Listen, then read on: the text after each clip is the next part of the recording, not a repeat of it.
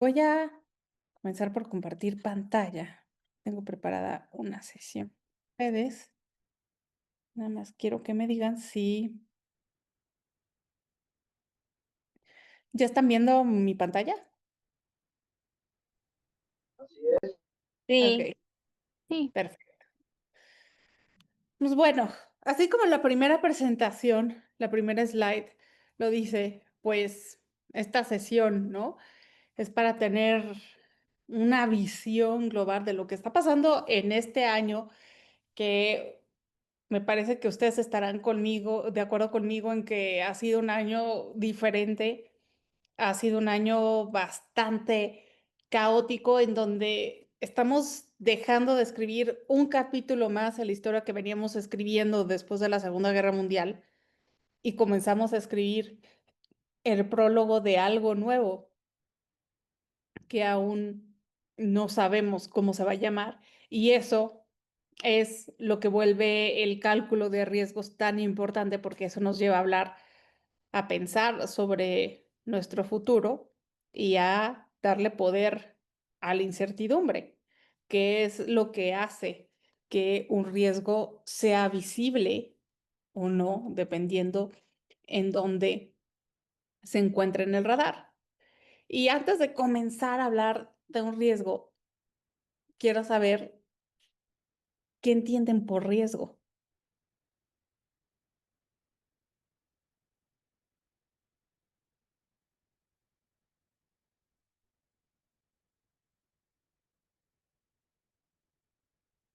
A ver si me puedes escuchar. Súper, Andrés. Mira, para mí riesgo es todo, todo es riesgo. El riesgo de salir a la calle, riesgo de enfermarte, riesgo de un accidente, riesgo de estar transmitiendo y en una transmisión lleguen y te agredan en previo aviso. Todo es riesgo. Para mí, vivir es un riesgo. Y creo que en la opinión de los demás, creo que eso es lo más básico. Ujú. Sí, definitivamente, ¿no? Siempre se ha dicho que vivir es un riesgo y justamente por eso es tan importante, ¿no? Tener en cuenta lo que significa los riesgos porque pues es algo que está más allá de nuestro control. Si fuera controlable, pues probablemente no sería un riesgo. Y eso es lo que nos lleva a la siguiente frase, porque cuando hablamos de los riesgos, no estamos hablando del presente, estamos hablando del futuro, de lo que puede pasar, lo que probablemente va a pasar y que afecta la manera en cómo estamos viviendo el presente. Entonces, por eso les puse esta frase de el futuro no existe, pero determina todo lo que hacemos, porque aunque no exista y sea una ilusión óptica, pues ya nos está dando un marco de acción para todo lo que hacemos, ¿no? Ahora que está muy de moda todo lo que sea ecosustentable, pues estamos siendo influenciados por el cambio climático, el riesgo del cambio climático y la posibilidad de dejar de existir, de no controlarse. También, ¿no? El riesgo de que algo nos pueda pasar mientras vamos en el coche, pues por eso mismo utilizamos el cinturón de seguridad para tratar de controlar ese riesgo, pero al final hay muy poco que podamos controlar. Entonces, es importante reflexionar sobre que nos estamos guiando sobre ilusiones ópticas que son cada vez más difíciles de rebotar. Y el riesgo no es lo que va a pasar, es lo que podría cambiarlo todo. Y cuando hablamos de lo que puede pasar, pues no sabemos qué va a si va a pasar o no, pero al final siempre es una posibilidad. Y los riesgos, a pesar de que sean riesgos que tengan que ver con el medio ambiente o riesgos que tengan que ver con la economía o riesgos que tengan que ver con la política, al final terminan estando interconectados, porque los riesgos son multidimensionales. Y si hablamos, por ejemplo, de un fenómeno meteorológico que puede aumentar la temperatura global, pues no solamente se queda en la parte del ambiente, también afecta la economía porque va a haber escasez de recursos, pero también afecta los ciclos políticos porque probablemente la economía vaya mal y la gente esté insatisfecha con los gobernantes y vaya a haber estallidos sociales. Entonces, todo siempre está interconectado. Y obviamente cuando hablamos de riesgo, pues no es una predicción, no podemos saber qué va a pasar en el futuro, pero sí es una advertencia inteligente. Y los riesgos, como todo, tienen clasificaciones y se miden por qué tan probable es que pase y qué tan fuerte sería su impacto.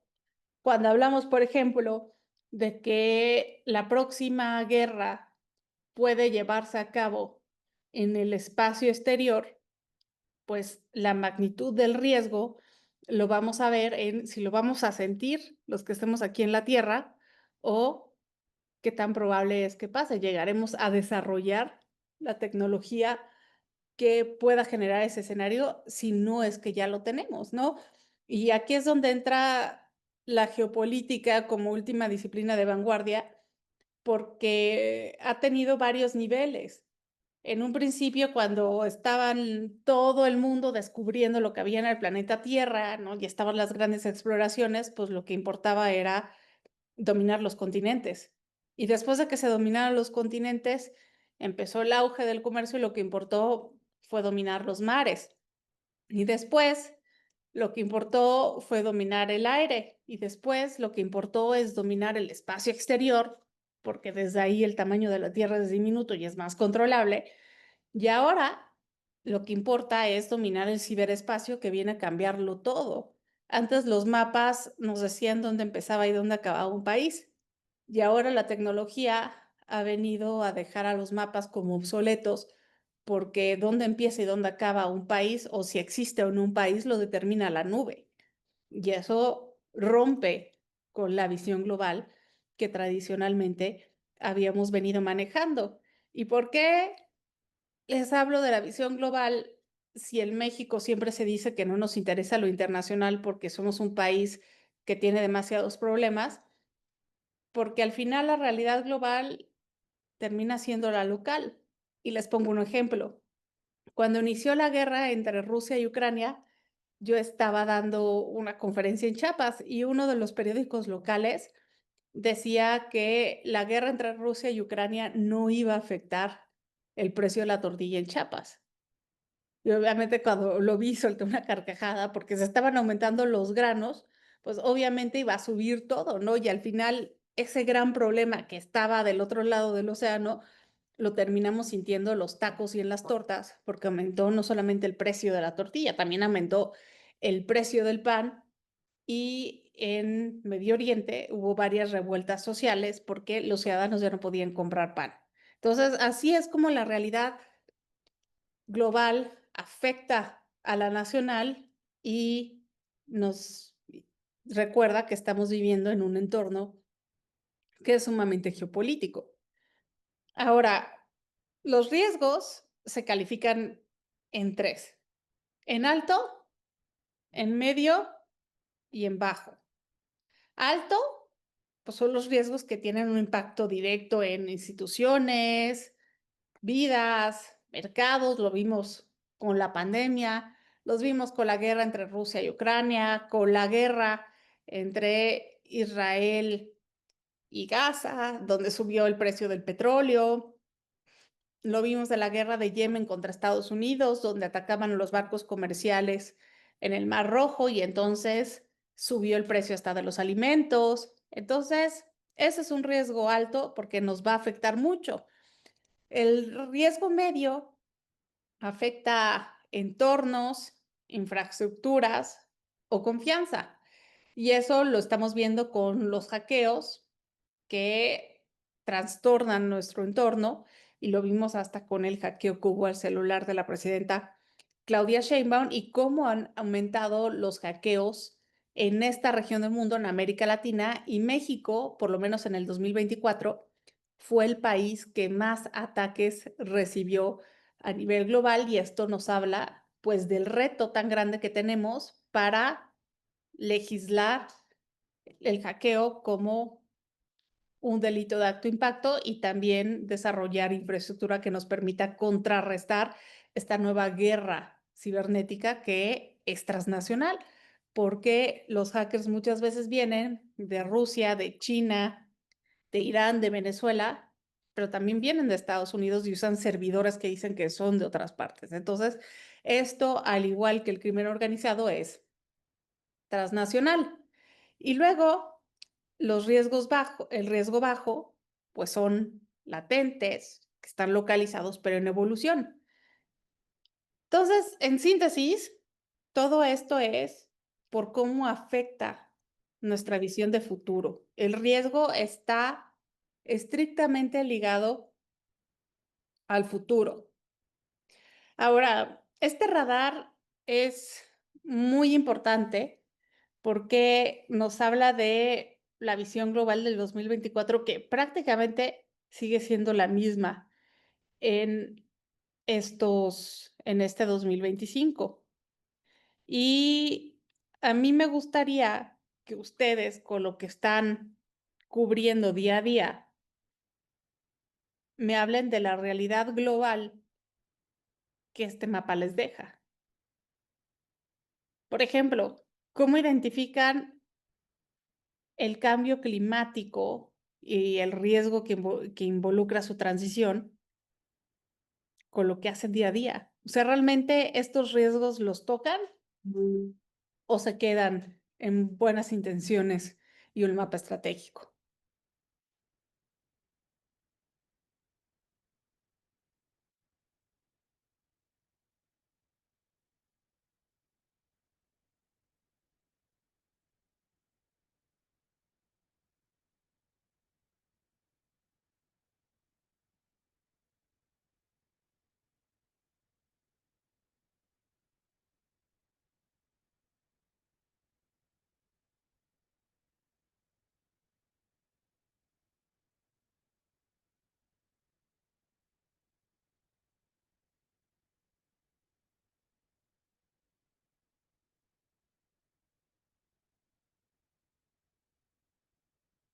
Porque si se fijan, hay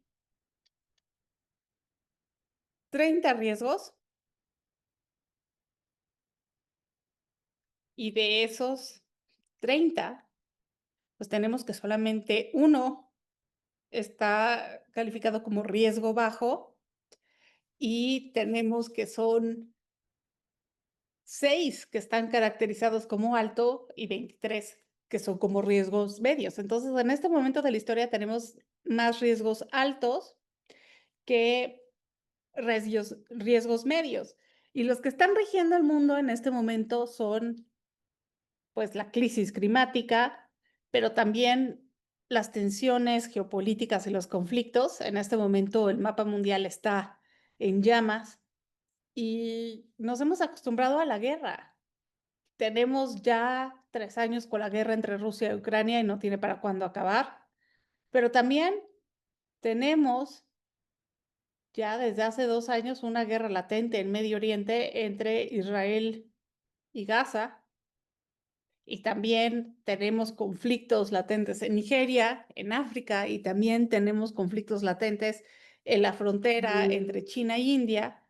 Y esto nos habla que nos hemos acostumbrado al conflicto y que también el conflicto de la rivalidad hegemónica entre Estados Unidos y China, pues está cambiando el mapa global y obviamente pues esta tensión la estamos sintiendo todos, no solo por el cambio de orden global que se empezó a sentir con la guerra en Ucrania.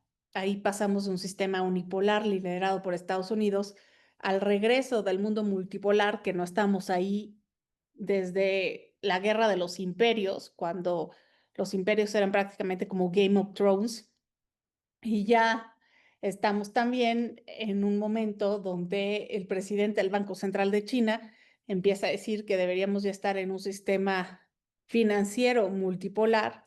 El dólar está perdiendo su valor De hecho, hace 10 años el 79% de las reservas internacionales estaban en dólares y el último año solamente el 51%.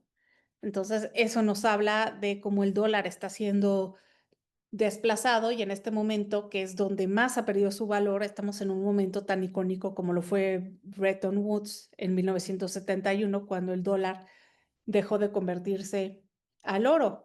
Entonces, obviamente, todo esto va moldeando nuestra realidad, que es cada vez más digital.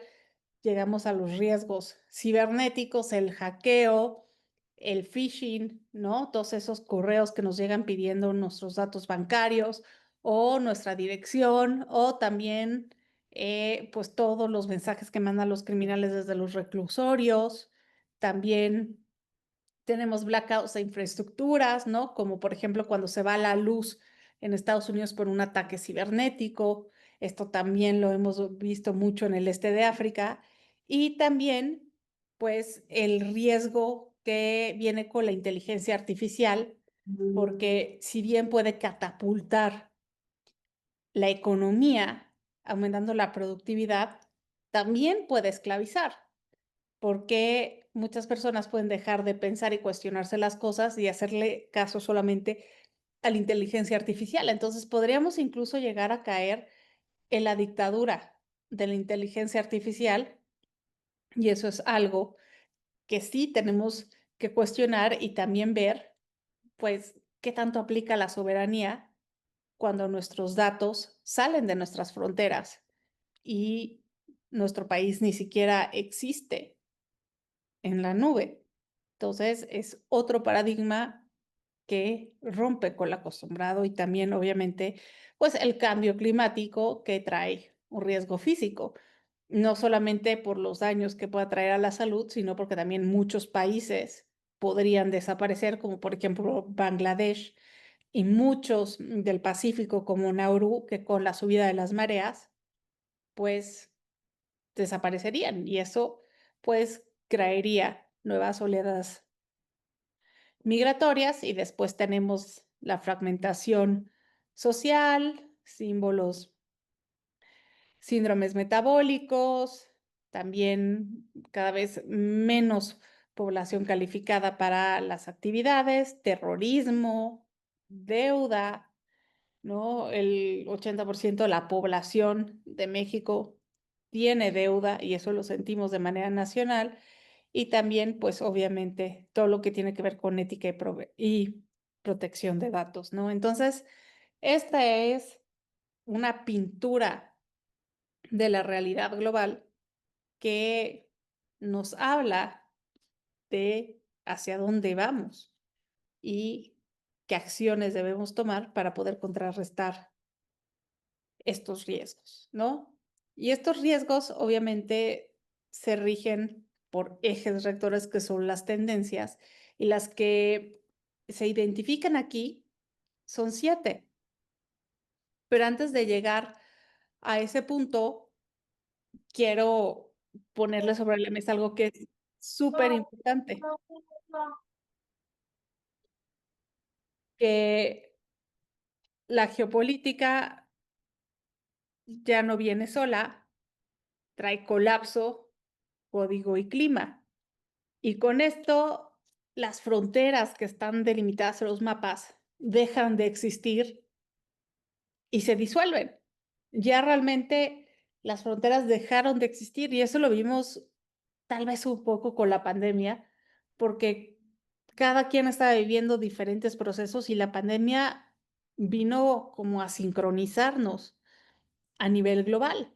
Y entonces el mundo empezó a experimentar los mismos procesos y los conflictos de hoy dejaron de librarse con armas, ahora se experimenta con narrativas, ¿no? Hoy la narrativa de un país puede hacer más daño que la invasión terrestre y eso aquí en México lo estamos experimentando con Donald Trump. Por ejemplo, no necesita invadir a México para dañar a México. Las declaraciones que hace sobre los cárteles, sobre que México es más cómplice que socio en cuestión de fentanilo, pues nos dañan más que si nos hubieran invadido. Entonces, la narrativa hoy es capaz de invadir un país y también Se invade un país con chips, con temperaturas extremas, y eso nos lleva a un nuevo paradigma que abarca todos estos riesgos, donde nos damos cuenta que el mundo ya no es multipolar, sino multidimensional, porque la realidad digital vino a transformarlo absolutamente todo.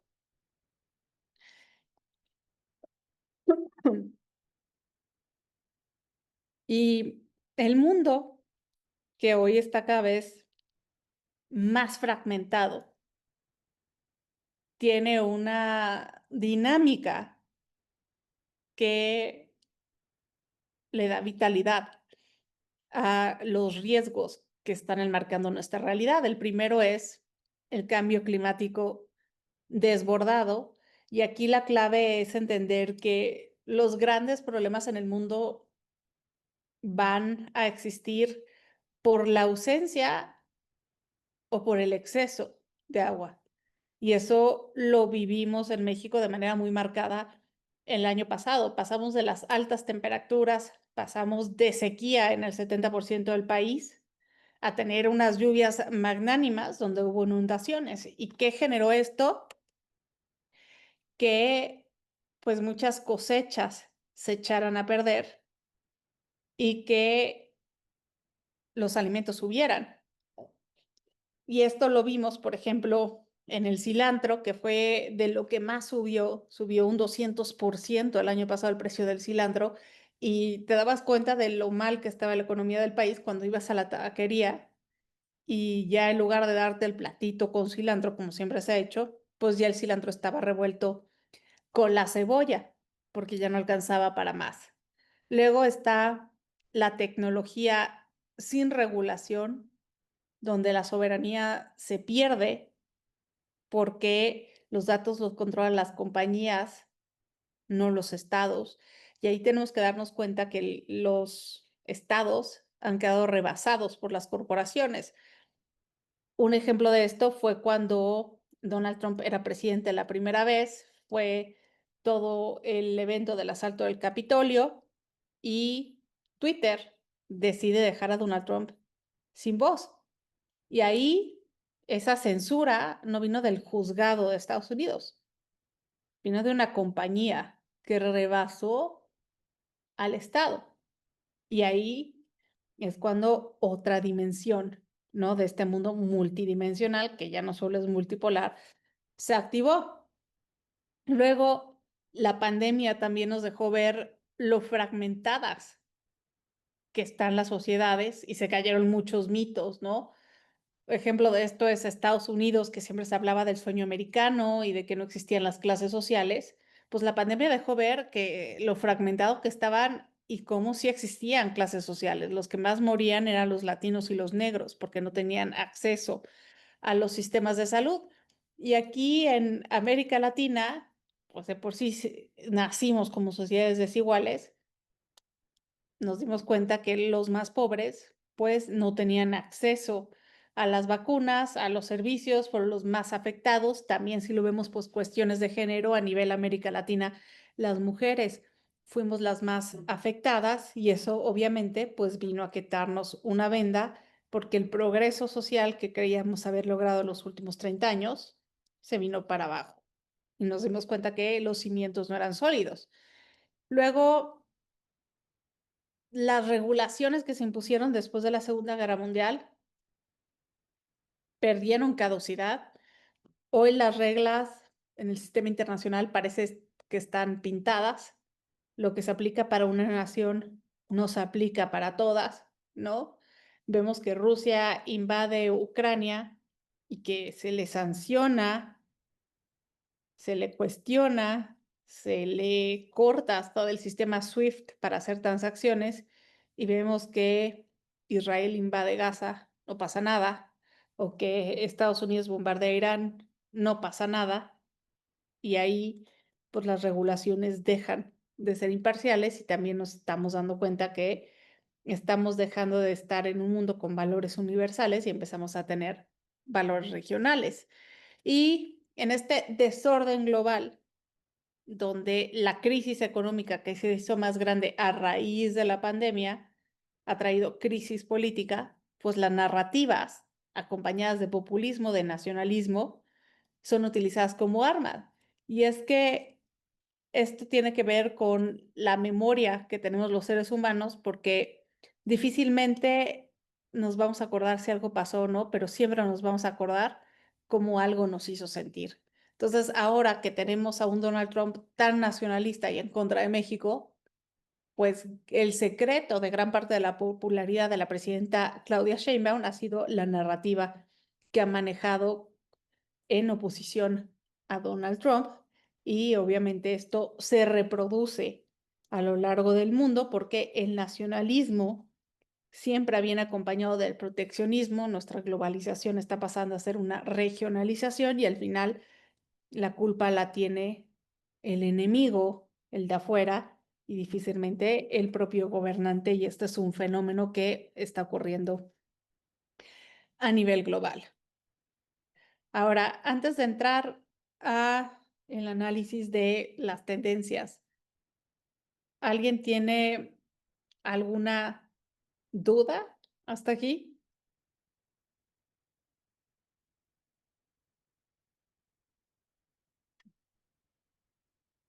Voy a dejar de compartir porque luego se alzan la mano o alguno lo alcanzó a ver.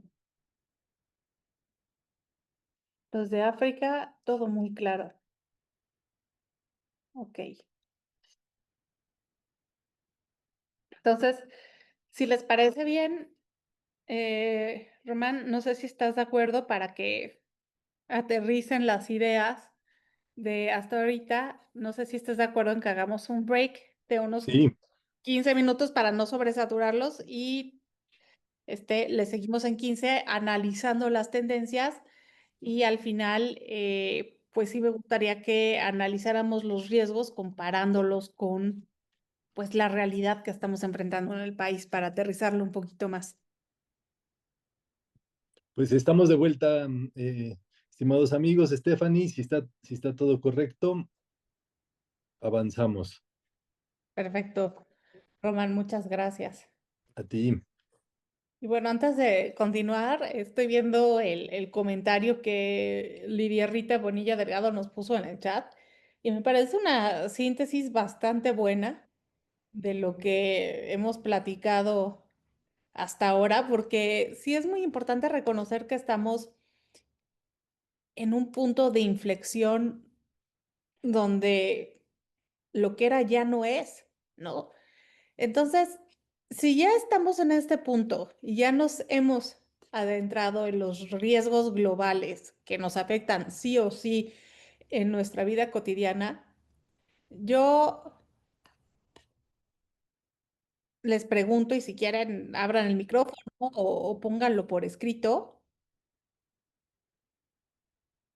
¿cómo ese futuro que aún no existe, pero que ya estamos poniendo en un mapa de riesgos,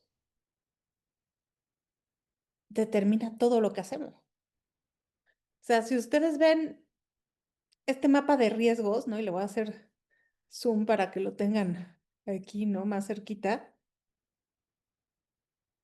¿Cómo nos precondiciona esto que estamos viendo? ¿Nos da tranquilidad?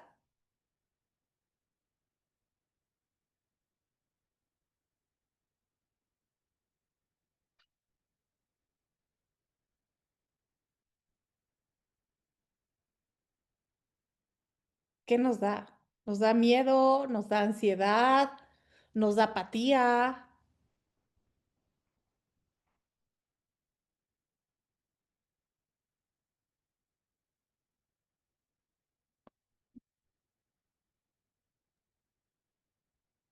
Levanto yo la mano.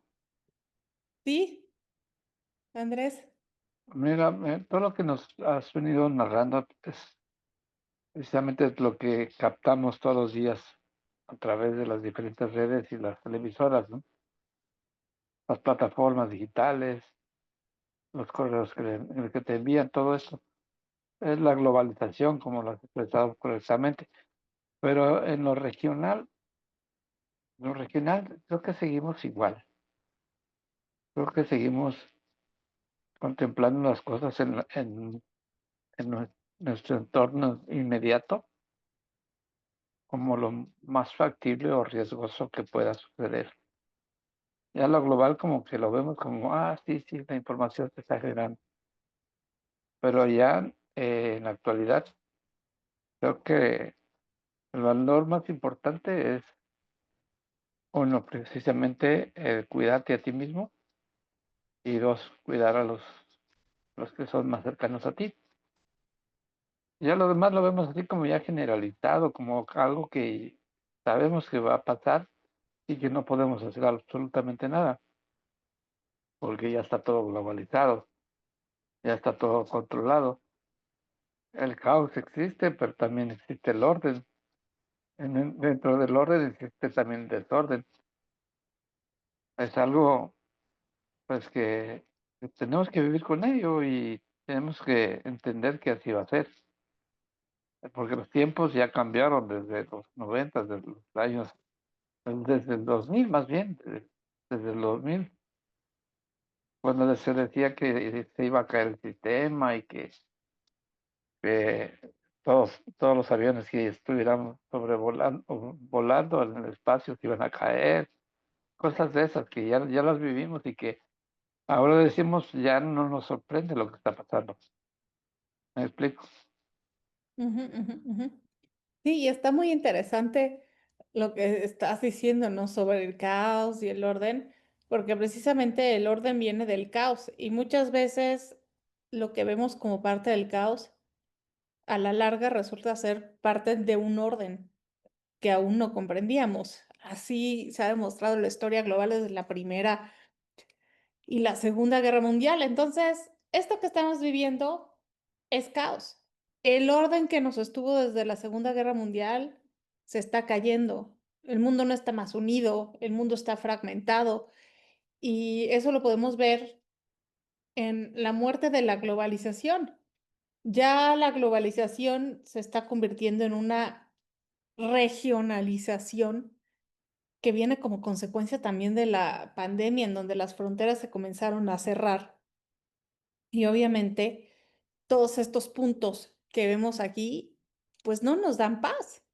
O sea, como nos pone Rita en el chat, ¿no? Nos da esto, y Claudia también, esto no nos da paz, esto nos da ansiedad ante la certidumbre.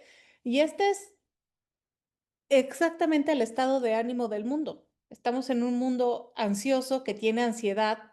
Y acuérdense que hay una diferencia muy grande entre ansiedad y depresión, porque la depresión tiene que ver con el pasado y la ansiedad con el futuro. Entonces, ambas son ilusiones ópticas, pero enfocadas de diferente manera.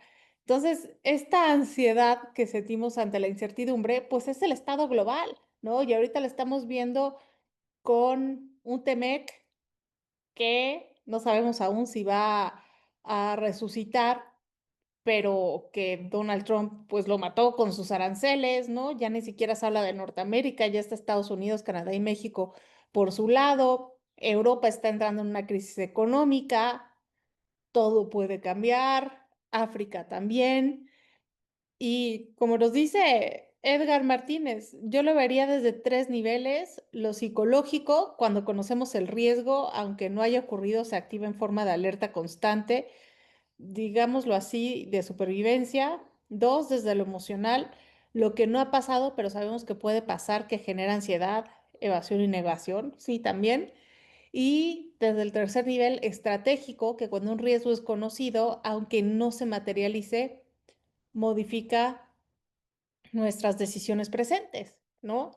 Y todo esto que es lo que hemos venido platicando y lo que nos comenta Edgar, pues lo estamos viendo aquí en este mapa, ¿no? Y es que aquí, por ejemplo, está como un riesgo medio que pueda haber más complejidad de las cadenas de suministro.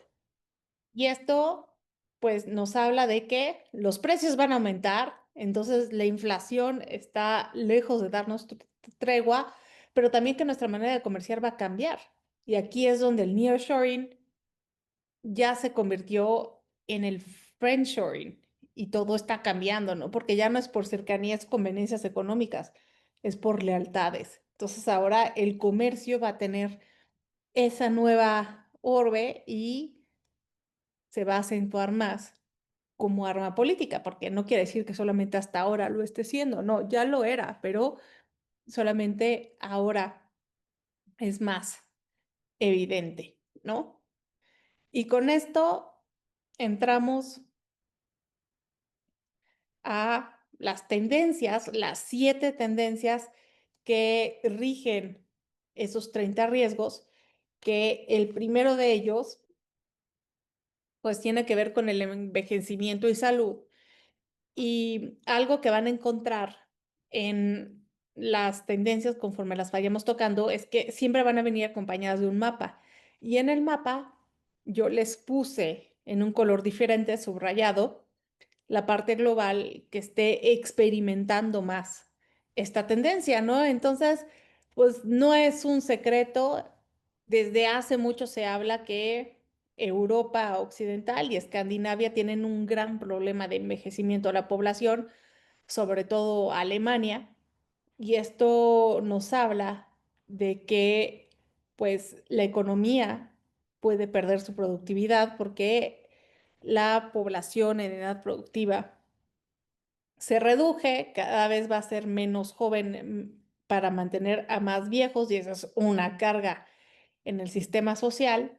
Y aquí también como riesgo, pues tenemos unas líneas que nos vuelven previsores sobre cómo se puede volver el futuro si seguimos como estamos. Y lo primero tiene que ver con el estilo de vida.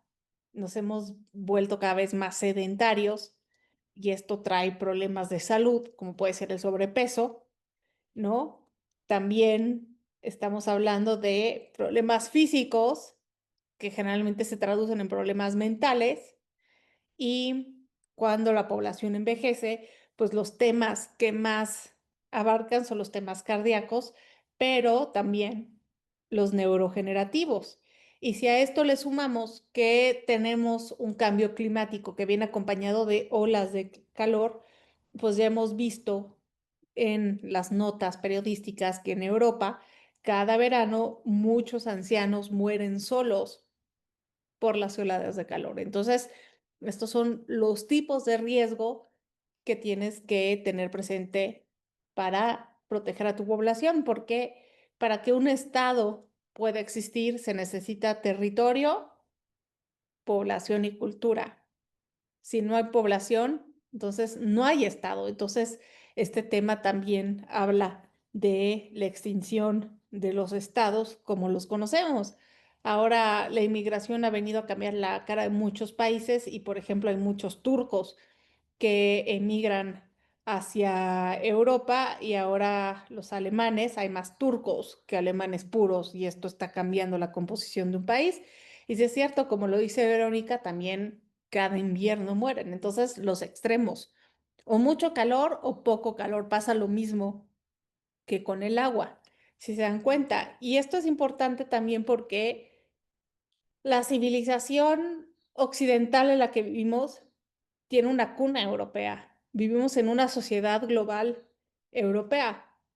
Y si Europa pierde esta fortaleza, pues entonces quiere decir que la civilización bajo la que vivimos también se va a transformar y podría ahora regirse tal vez por valores asiáticos, ¿no? Porque aunque ahora el país más poderoso sea Estados Unidos, pues es innegable que Estados Unidos es un país europeo, de la misma manera que México y el resto de América Latina también lo son. Nuestra cultura es europea. Entonces hay que tener eso en el radar para saber dónde vienen los cambios globales que ahora también van a ser de percepción. Luego, otro riesgo global importante es de la estabilidad económica. Hace un rato comentábamos de cómo el dólar, que siempre ha sido la moneda más fuerte después de la Segunda Guerra Mundial, pierde cada vez más su valor y nos podemos encontrar en este momento en un momento de la historia tan icónico como lo fue Bretton Woods, donde el dólar se dejó convertir al oro, por lo tanto, el resto de las divisas también lo hicieron, y hoy, pues esa preeminencia del dólar como moneda de negocios nos puede traer de vuelta en ese caos que va a llevar a otro orden, ¿no? Y aquí, nuevamente, la zona que tiene más riesgo de estabilidad económica es Europa. ¿Y por qué esto es tan importante? Porque la Unión Europea tiene un origen que se remonta a mantener a Alemania pacífica a través del comercio. De hecho, si ustedes lo observan, Alemania es el corazón económico de la Unión Europea y pues manda su mercancía a los países que son miembros de la Unión Europea y entonces Alemania está en paz porque está comerciando con todos los de la región.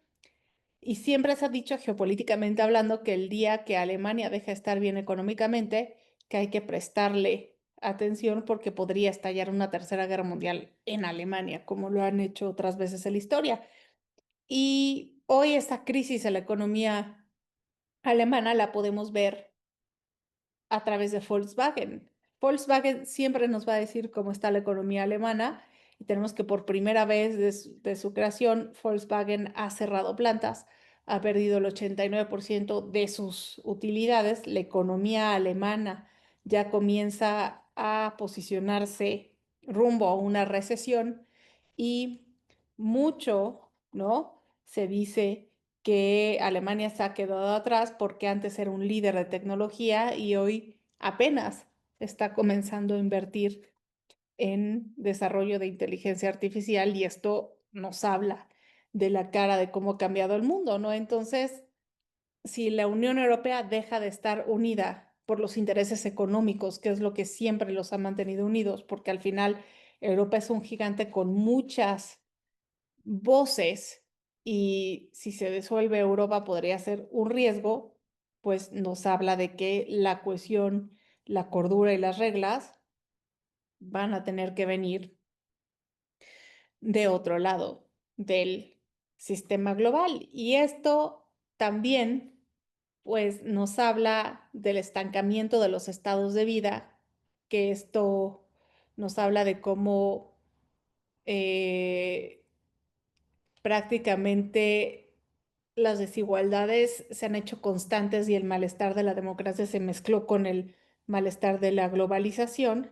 Y también es importante lo que dice Andrés, de que también está el Bitcoin y la criptomoneda que está desplazando incluso al oro, ¿no? Y también el hecho de que las monedas, haya criptomonedas o monedas digitales y el efectivo esté desapareciendo, pues también nos habla de un mayor control financiero. Entonces, no estamos hablando de un sistema global donde vayamos a tener más libertades. Incluso yo podría decir que las estamos perdiendo sin incluso darnos cuenta. Y obviamente, pues con esta falla del sistema económico global, suben los populismos, ya sea de izquierda o de derecha, decrece el multilateralismo, también se acaba con la regulación coordinada y hay más fragmentación a nivel global y tenemos más deuda, más inflación y si la economía no funciona, pues tenemos más inestabilidad política, ¿no? Y la historia global generalmente ha demostrado que los ciclos económicos determinan a los ciclos políticos y obviamente la seguridad social se ve amenazada o inexistente y la sustentabilidad financiera también. Entonces, por esto podemos decir que probablemente los próximos 10 o 15 años van a ser muy complicados, donde vamos a ver estallidos sociales a nivel global, porque los ciclos económicos no van a ir bien.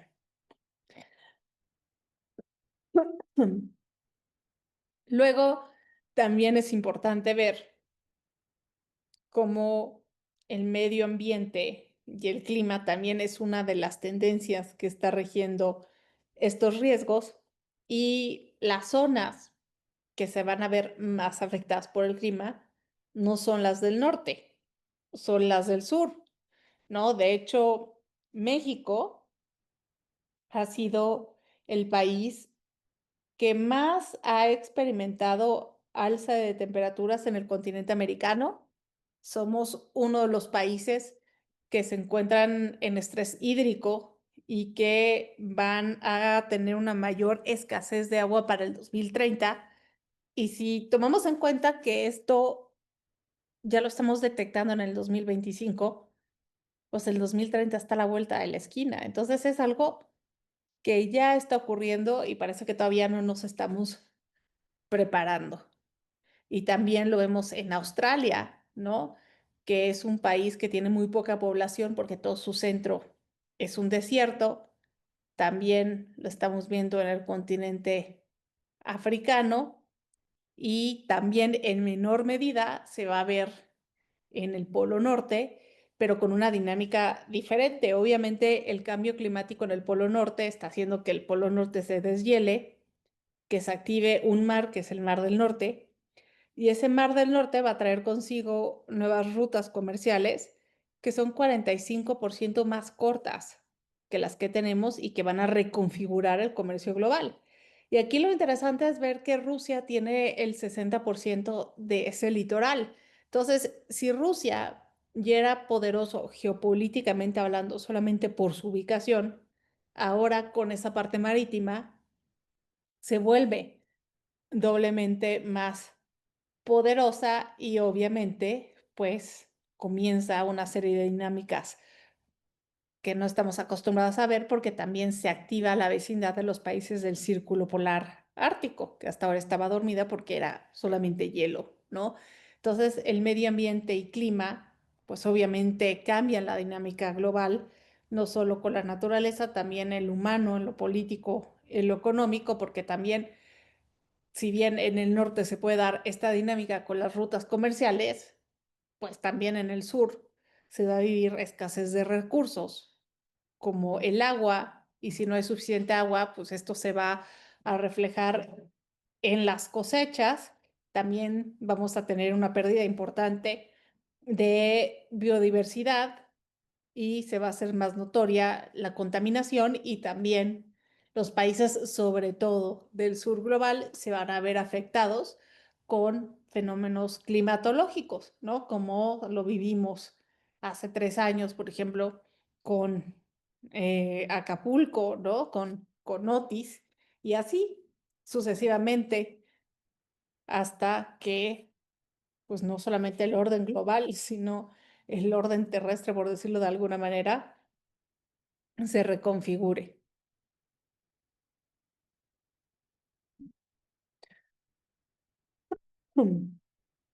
Luego, y esto me parece súper interesante, que tenemos un panorama geopolítico cambiante, ¿no? Y aquí me parece pertinente recordarles que la geopolítica no es sinónimo de relaciones internacionales. La geopolítica es la lectura del espacio y está presente en nuestra vida de todos los días, ¿no? No solamente hay geopolítica internacional, hay geopolítica nacional que la sentimos en la manera en cómo este país está constituido, ¿no?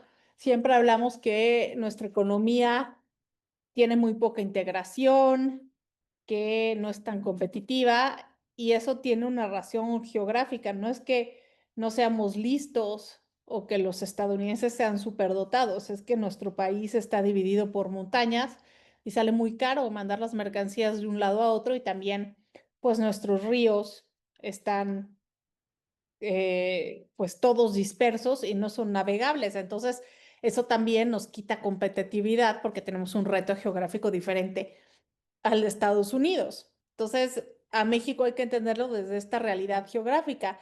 Y esto se ve a nivel internacional porque el mundo se está reconfigurando, ¿no? Se habla mucho de que estamos viviendo el declive de Estados Unidos. Esto nos habla del posible auge del siglo asiático y eso pues trae actores multipolares que hacen que el mundo se divida como un pastel con muchos trozos y que ya no se sigan las reglas.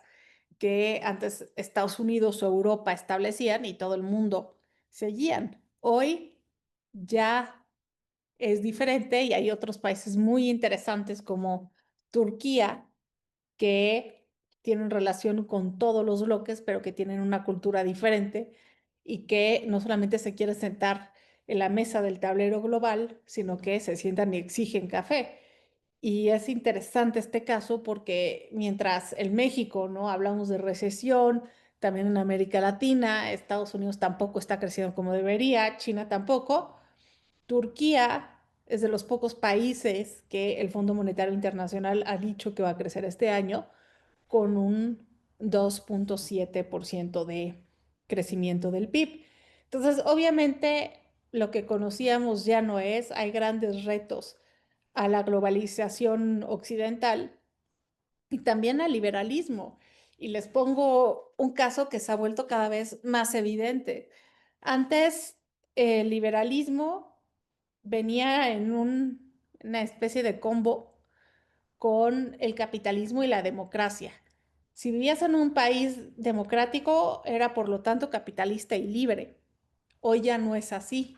Hoy incluso el capitalismo se ha transformado a un capitalismo autoritario, ¿no? El caso de capitalismo autoritario más exitoso es el de China y hoy cuando se intercala la crisis de la globalización con la crisis democrática, hay quien prefiere el desarrollo a la democracia y lo vemos en la última encuesta del Latinobarómetro, que es verdaderamente aterradora, que dice que solamente el 6% de los mexicanos piensa que la democracia funciona y al 41% le da igual si vive bajo una democracia o bajo una dictadura. Entonces, obviamente, el capitalismo ya no es sinónimo de libertad y democracia, y también si lo vemos en el último índice publicado por la revista The Economist de la democracia a nivel global, pues tenemos que la mitad de la población global vive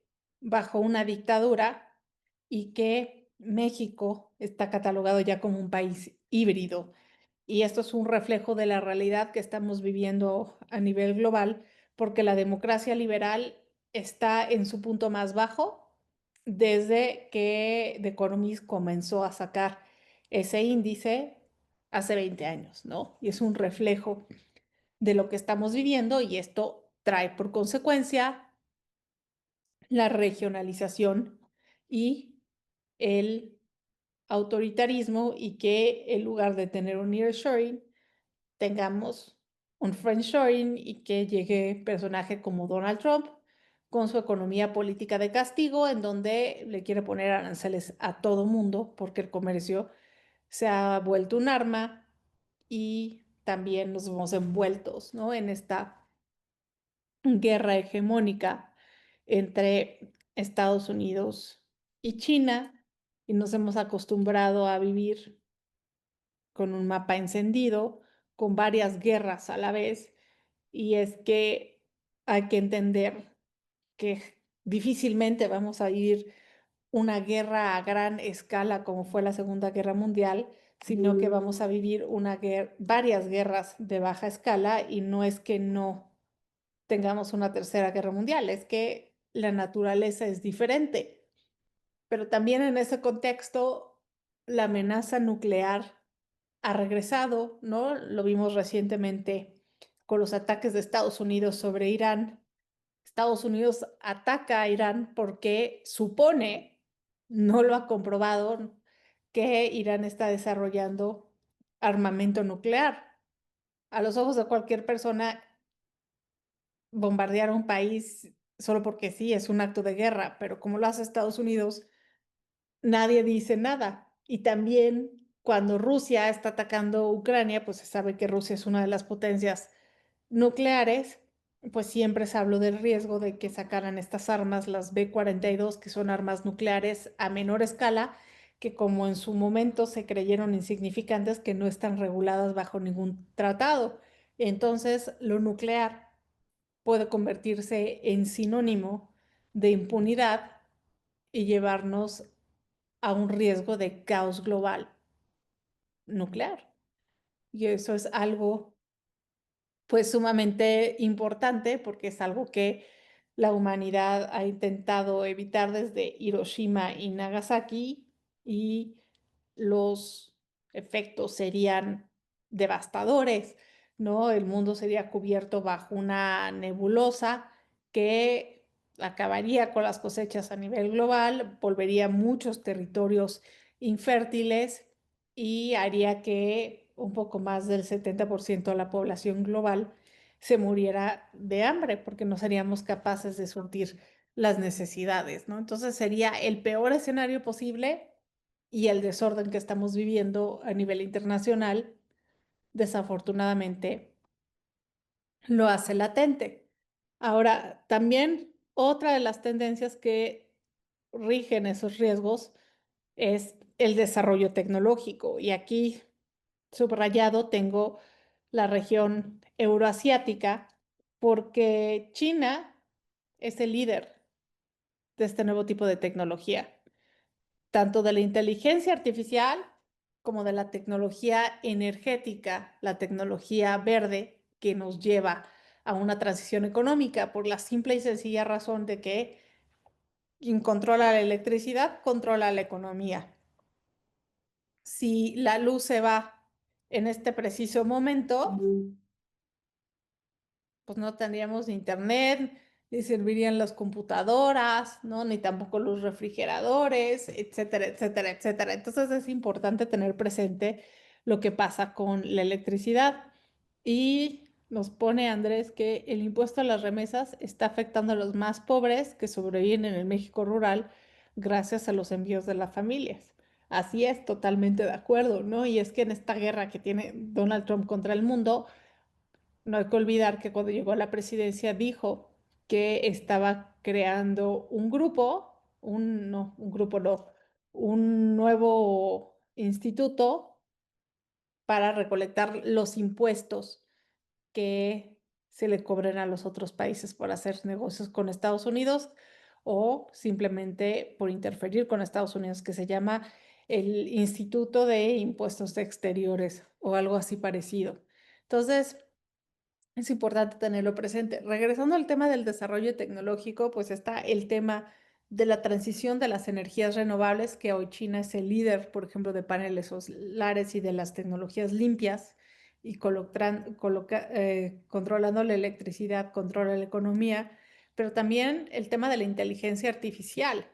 Y China dividió su territorio en términos de inteligencia artificial en regiones porteñas y la región que está más al oeste, pues está en temas de dictado con inteligencia artificial, ¿no? La región que está más al centro está en temas de proyección de riesgo y así sucesivamente, y los expertos calculan que China va en promedio 5 años antes que Estados Unidos y que cualquier potencia occidental en inteligencia artificial. ¿Y por qué es tan importante la inteligencia artificial? Porque es la evolución del Big Data. El Big Data recolecta las huellas digitales que nosotros dejamos y la inteligencia artificial hace un análisis de estos datos y puede hacer predicciones. Y entonces, si hace predicciones sobre nuestro comportamiento, quiere decir que nos volvemos predecibles y que por lo tanto nuestra percepción puede ser moldeada por un algoritmo. Entonces, cuando llegamos a este término, me parece importante remarcar que hoy incluso hasta la geopolítica ha evolucionado. La geopolítica ya no es algo que solamente está en los mapas. Hoy la geopolítica, con la inteligencia artificial y el mundo multidimensional en el que nos encontramos, se ha vuelto un asunto de conciencia. Y dice Verónica, me parece que la tecnología en su periodo de inteligencia artificial, tecnologías limpias, espionaje y otras son la irrupción real en la geopolítica de hoy. Sí, totalmente de acuerdo, ¿no? Y también en este nuevo caos global, ahorita que hablas del espionaje cibernético, pues también está de regreso el espionaje humano. Vladimir Putin, cuando regresa al poder, despierta a los espías que se les llama dormidos o ilegales, que llegan a los países, usurpan una identidad local y tienen una vida normal, y pueden pasar hasta 5, 10, 15 años sin que los necesiten y de repente un día el Kremlin los activa y ya tienen toda una fachada normal y empiezan a actuar con esa bandera. Y no es que Rusia sea el único país que espía, a ver, todos espían, pero lo de Rusia es sumamente icónico. De hecho, en los últimos 10 años han agarrado a América Latina como su base y a México sobre todo, y vienen y roban identidades mexicanas, entran a Europa, a los países de la OTAN y desarrollan sus actividades con identidades mexicanas. Y aquí el tema es cómo le hacen para tener pasaportes mexicanos originales y actas de nacimiento mexicanas originales, ¿no? Eso es lo que lo vuelve más interesante y que nadie haga nada. Entonces, esa es la manera en cómo el mundo se está transformando y siempre se ha dicho, ¿no? Y en el mundo del periodismo, esta es una máxima, que la información es poder.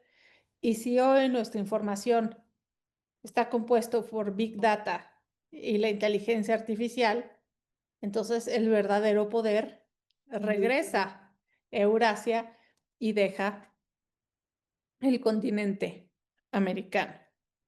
Y luego, pues obviamente, ¿no?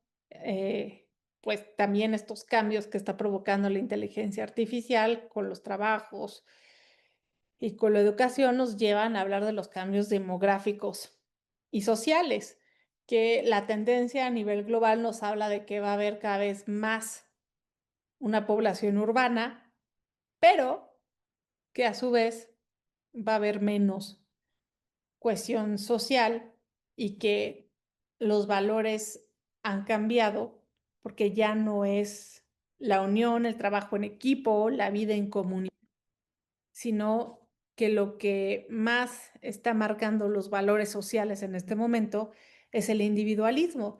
Y esto lo podemos ver como el resultado de procesos sociales. Si ustedes van aquí a México, a colonias antiguas trazadas en la era del Porfiriato como Santa María la Ribera, ven que la cultura de barrio era esencial. Las calles están trazadas para caminar, tienen un centro en el pueblito para que los habitantes vayan a platicar y hoy todavía esa es una de las pocas colonias que todavía tiene cultura de barrio. Las demás colonias no están trazadas de la misma manera, los vecinos son extraños, no se puede caminar, tenemos que usar el coche casi para todo y eso nos vuelve insensibles a la realidad social y por lo tanto más individualistas y por lo tanto menos democrático. Entonces, no es que esto esté ocurriendo en este momento, es el resultado de varios procesos. Y nos dice Verónica, me parece que la tecnología en su periodo de inteligencia artificial, no, esto ya lo había leído, pensé que era algo nuevo porque algo sonó.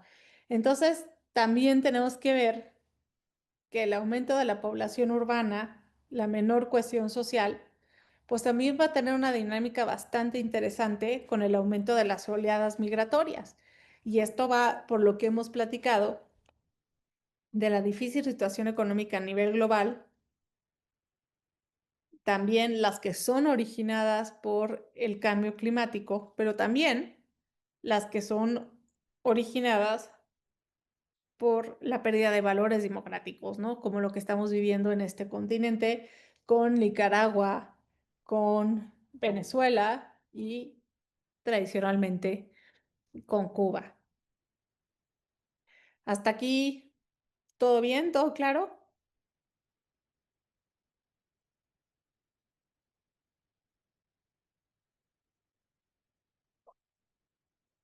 Perfecto. Si alguna vez tienen alguna duda, no tengo problema en que me interrumpan. Entonces, a ver, en el radar vimos 30 riesgos. Sería demasiado ponernos a hablar de todos hoy. Y por eso quiero el tiempo que nos queda de esta sesión, hacer zoom a 3 riesgos estratégicos que desde mi óptica rigen todos los demás. Primero, inteligencia artificial y desinformación. O sea, cómo los deepfakes son cada vez más utilizados en campañas políticas, ¿no? Y esto va hasta cómo la inteligencia artificial puede reproducir las voces, los mensajes y también pues el impacto que esto tiene en los seguros, en la política y en la opinión pública. Entonces, la inteligencia artificial es un arma de doble filo que llegó para quedarse. Luego, la fragmentación social que nos va a llevar a una inestabilidad política y por lo tanto económica. Si no hay paz, no hay desarrollo económico. Y esto lo hemos visto mucho en México desde que empezamos a tener más problemas con el narcotráfico desde los 90. Pues nuestra economía no puede crecer porque no hay paz. Nada más volteen a ver a Sinaloa y todos los negocios que cerraron, los niños que no pueden ir a la escuela porque corren el riesgo de ser balaceados, ¿no? Entonces, esta fragmentación social es como una reversa a los valores democráticos y al liberalismo, y vamos a tener cada vez más protestas globales, polarización digital y populismo. Y esto obviamente se va a traducir en un impacto regulatorio y reputacional, en donde las fronteras se cierren, se dé paso a lo nacional, aunque no sea lo más competitivo, y solamente se comercie con amigos. Entonces, la ideología está de regreso y también vamos a vivir una especie de guerra fría en la cuestión tecnológica. La tecnología es la nueva ideología y la estamos viendo ya con las ganas que traía Biden y ahora Donald Trump de prohibir TikTok, por ejemplo, y también cómo compite ChatGPT con DeepSeek, que es de China, y uno se acepta y otro se sataniza cuando en realidad es lo mismo. Después está la geoingeniería y el clima, y esto obviamente son riesgos no asegurables que nos van a llevar a dilemas morales y obviamente la pregunta aquí es, pues, ¿quién decide sobre el clima? ¿No? Eso está más allá de nuestro control y va a afectar en lo político, en lo social, en lo económico, pero también en lo físico. Hay muchas enfermedades físicas y mentales que se van a detonar con este cambio climático. Y cuando estaba preparando esta sesión, ¿no? Y decidí darle zoom a esos riesgos, la pregunta lógica aquí es, ¿qué hacer ante este mundo, ¿no? Como decía Mafalda, para en el mundo que me quiero bajar, porque no hay prácticamente nada que nos proteja. Y aquí es el punto, es de, ¿realmente sirve la previsión o la capacidad de respuesta cuando todo puede cambiar de último minuto porque el futuro es una elección óptica? Y también, ¿qué puede hacer México o una empresa frente a estos escenarios cuando no nos hemos destacado por nuestra capacidad de planeación estratégica? ¿No? Cuando fue la pandemia, el mundo estaba cerrando sus puertas y en México seguíamos como si nada cuando llevamos 3 meses prácticamente escuchando de cómo esto estaba afectando a Asia y a Europa y sabíamos que en cualquier momento podía llegar a este país. Y por eso es tan importante entender el concepto de la brújula de riesgos, que nos ayuda a ubicar el riesgo según su relevancia estratégica y hay 3 tipos de riesgos: los riesgos emergentes, los ignorados y los cruzados. Los emergentes es como lo que veíamos, ¿no? En el radar del principio de la carrera espacial, apenas aparecen en el radar, pero podrían escalar prácticamente, sobre todo cuando países como China, como Rusia, como India, como Estados Unidos, están mandando ya misiones a la Luna y están aterrizando la parte de la Luna donde hay agua y ya están desarrollando la minería lunar, donde los elementos para la construcción también se encuentran, como el hierro y el aluminio, se encuentran en la Luna y su extracción es más barata que la que se extrae en el planeta Tierra. También los riesgos ignorados que llevan tiempo latentes, pero no se ha puesto atención. Y es que llevamos mucho tiempo hablando del cambio climático y todo el mundo pensaba que iba a ser un evento, pero en realidad no era un evento. Es un riesgo que se decidió ignorar por mucho tiempo. Y los riesgos cruzados que impactan por su interacción con otros riesgos, porque en un mundo interconectado y globalizado y que comparte la misma atmósfera, pues es normal que esto ocurra. Y por último, el verdadero riesgo no es el caos, sino no saber leerlo. Y aquí me regreso a un proverbio chino que siempre dice que, pues para definir la crisis, el idioma chino mandarín tiene dos símbolos, uno es riesgo y otro es oportunidad. Todo depende de qué veas tú en las crisis, si riesgos o oportunidades y el momento que estamos viviendo no solo a nivel nacional, sino también a nivel global, pues es un ejemplo de cómo esto se puede llevar a la vida diaria y de qué es un riesgo y qué es una oportunidad.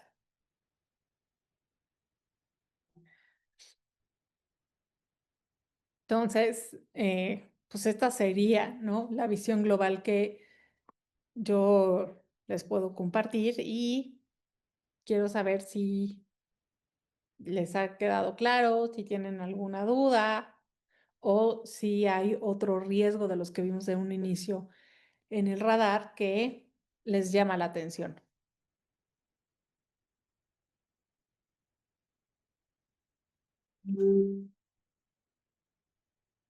Verónica, sí,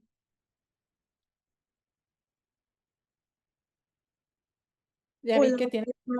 Stephanie, muchas gracias.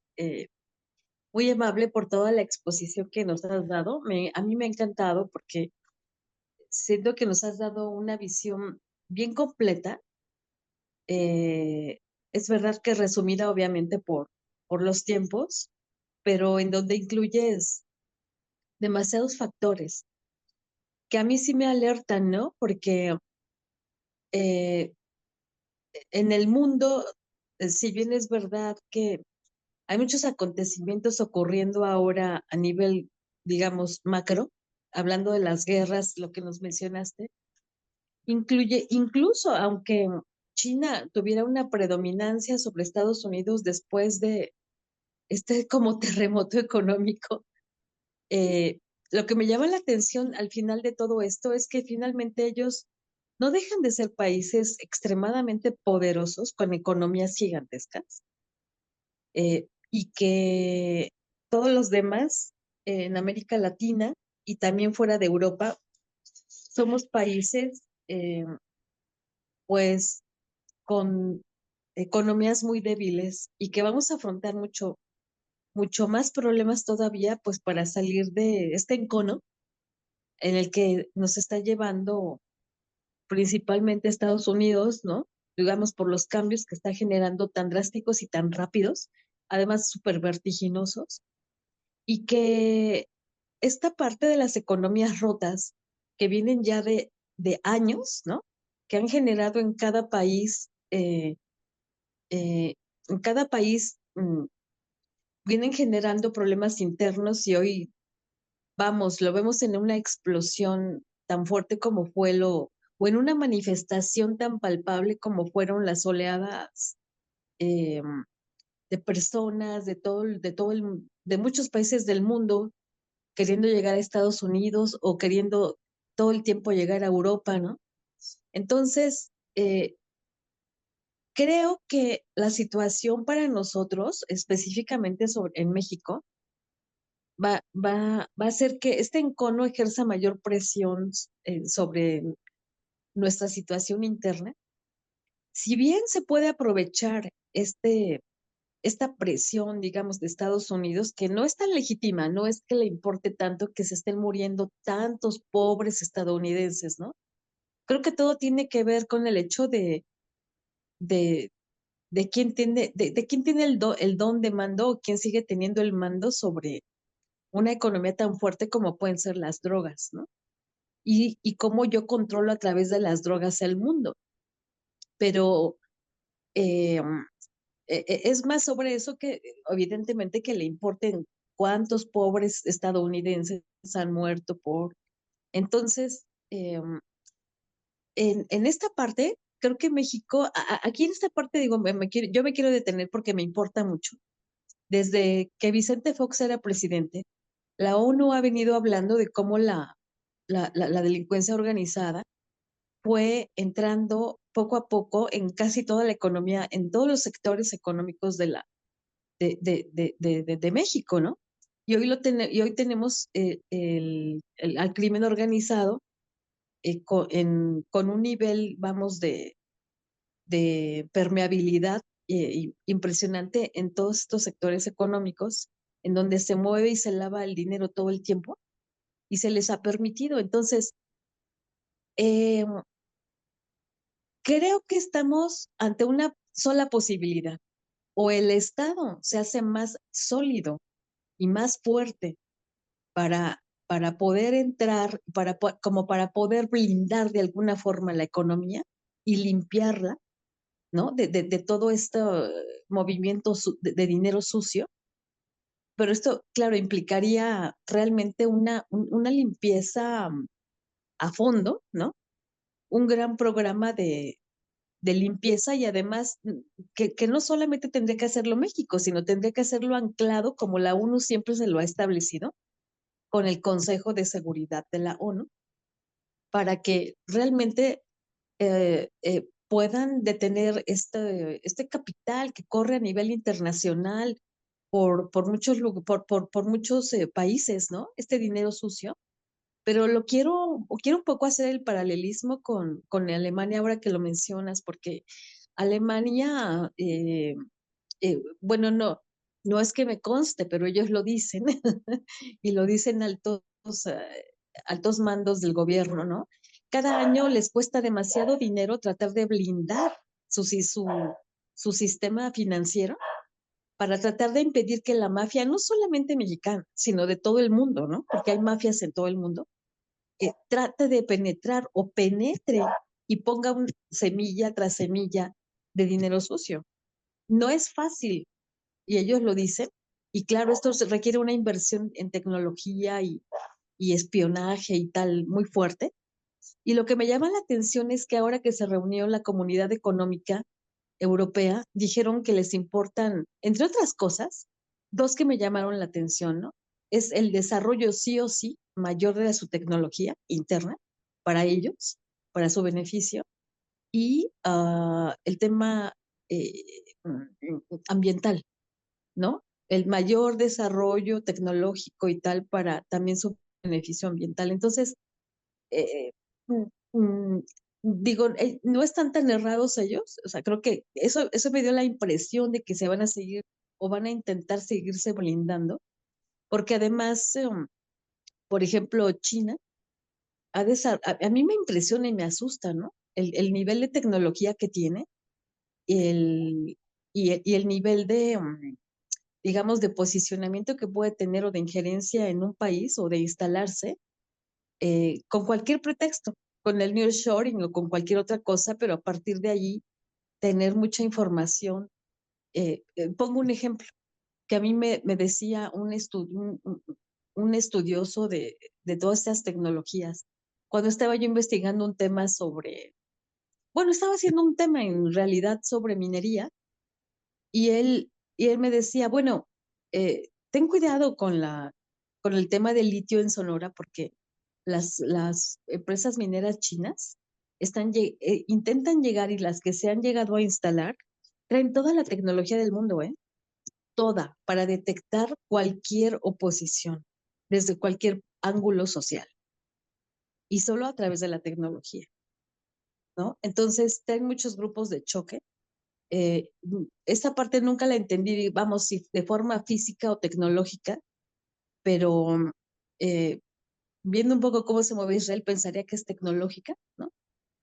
Y no hay límites, o sea, no hay límites. Entonces, yo lo único que veo en esta parte de esta geopolítica es que hay cosas en las que México puede ponerse a un nivel, si quiere, o sea, si quiere, de Estado realmente fuerte, como el que ya mencioné yo, pero en otras también, pues, no podemos soslayar el hecho de que somos también débiles, es decir, ante lo que es el tema del crimen organizado, que sí está pues muy arraigado, y el tema de una desigualdad que no, pues no termina de desaparecer, ni siquiera de nivelarse.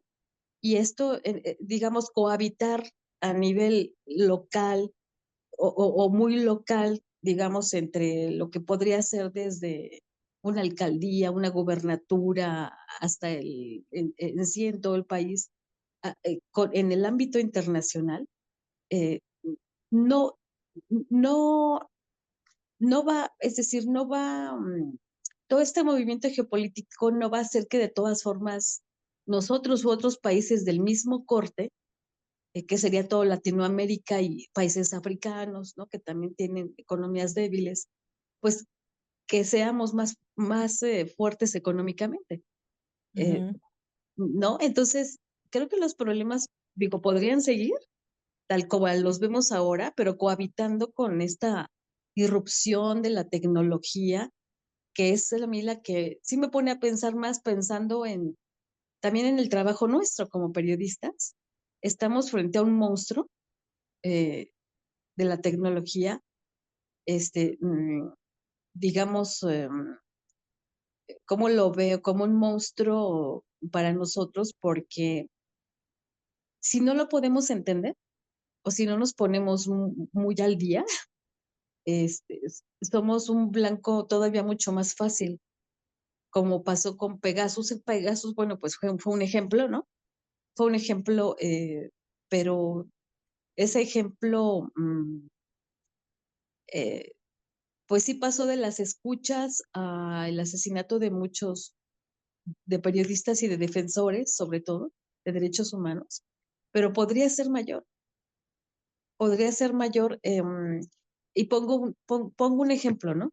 Del que casi no se habla, pero que los defensores de derechos humanos no de organizaciones, sino más bien líderes, sobre todo de Guerrero, que decían que en el periodo de Enrique Peña Nieto fueron también eh, investigados y fueron penetrados por estas tecnologías, pero sí con una intención clarísima, sobre todo de desaparecer a todos aquellos que vinieran o que tuvieran todavía tintes de guerrilla, ¿no?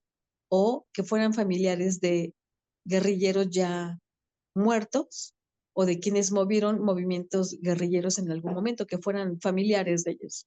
Había un interés muy específico en el periodo de Enrique Peña Nieto de irlos asesinando, aunque fueran los nietos o los sobrinos, porque según a mí, un informante me dijo que específicamente este expresidente tenía miedo de que se despertara a través del tema de los 43 de Ayotzinapa, de los 43 desaparecidos, jóvenes, estudiantes, que se despertara otra vez un movimiento así. No sé dónde el presidente o expresidente obtuvo una información que a mí me parece que no tenía como punto de, de, de explosión, ¿no? O sea, o de que apareciera algo así, pero él lo tenía y entonces sé que dio instrucciones vamos, del tipo que comentó. Entonces, pues nada, que con todo lo que tú nos comentas, Stephanie, me parece tan interesante y tan importante, o sea, que lo pudiéramos debatir más, porque sí, estamos ante una situación política verdaderamente importante hoy, aunque las guerras, bueno, siempre han existido, todo el tiempo ha habido muchas guerras, pero hoy con la tecnología y la inteligencia artificial, me parece que es un parteaguas total, este, y cómo a través de toda esta tecnología el poder de los criminales se va a exponenciar. Entonces, y para nosotros como periodistas, pues va a ser más complicado. Así es que, eh, pues nada, yo desde mi ángulo te agradezco muchísimo este punto de encuentro hoy y toda tu exposición, porque sí creo que es algo que debería de debatirse mucho más y que debería de estar, no sé, en las aulas universitarias, en nosotros como periodistas, haciendo grupos de encuentros de debate y de ver pues, qué vamos a hacer, porque, porque creo que no la tenemos fácil. Bueno, si en México no la tenemos fácil y hemos sido amenazados muchos y la hemos logrado salvar, pues no entiendo cómo viene el tema subsecuente con esta historia en México, que además de todo, y ya para terminar mi comentario, perdón, tenemos que cada vez más jóvenes pues quieren estudiar, no quieren estudiar periodismo, o sea, sí sienten una amenaza total a su vida a través de esta carrera y que pues por si fuera poco también cada vez está muy mal pagada, ¿no? Muy, muy mal pagada. Pero muchísimas gracias, Stephanie, por la exposición completa que nos acabas de hacer. Oh, muchas gracias por tu comentario, Verónica. Y sí, es la evolución de nuestros tiempos, ¿no? Estamos en el prólogo de algo nuevo, ya no es otro capítulo de la historia y hoy la geopolítica se ha vuelto un asunto de conciencia desde el momento en que nuestra percepción puede ser moldeada por un algoritmo y podemos dejar de ser libres sin darnos cuenta, ¿no? Eso a mí me parece como lo más peligroso y que pues todas las tendencias digitales económicas, ¿no? Incluso ambientales, pues nos están llevando al autoritarismo, no nos estamos volviendo más democráticos. Entonces, sí es algo para reflexionar, pero no antes de dormir, porque seguramente no vamos a poder pegar el ojo. Y nada más, mini comercial, hace 2 semanas acabo de sacar un libro que se llama Manual de Supervivencia Geopolítica, en donde hablo precisamente de todo esto, pero de una manera muy, muy fácil, porque no hice un libro para expertos, lo hice para todo aquel que intuya que el mapa está al revés y quiera una brújula para saber cómo navegar estos tiempos, ¿no? Si les interesa, lo pueden encontrar en Amazon y pues Café Colón es mi sitio de análisis independiente desde una óptica geopolítica que ha venido evolucionando y ya a finales de agosto ya va a estar activo en Substack por si les interesa. Y ya con esto le cedo el micrófono a Román. Ya lo veo un poco inquieto por aquí y yo me estoy ya quedando sin voz. Creo que he hablado demasiado el día de hoy.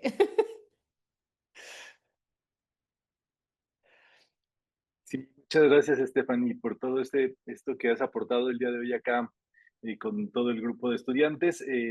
La realidad es que eres la primera ponente que tenemos de nivel internacional y entonces estos temas yo creo que sí son una buena sacudida para entender más allá del, ahora sí que el nivel México. Entonces esto creo que viene muy bien para todas las coberturas que tienen los compañeros en periodismo y con base en eso seguramente te invitaremos más para que estés aquí con nosotros. Te agradezco mucho. Estamos compartiéndoles una encuesta allí de participación para el día de hoy y también ya les mandamos el enlace de el libro que nos comenta Stephanie, de Manual de Supervivencia Geopolítica, el enlace para que lo tengan presente. Yo les mando un gran abrazo a todos, pásenla muy bonito y nos vemos a la próxima. La próxima semana tenemos ciberseguridad para periodistas. Muchas gracias. Hasta luego. Gracias, Estefanía. Adiós. Adiós.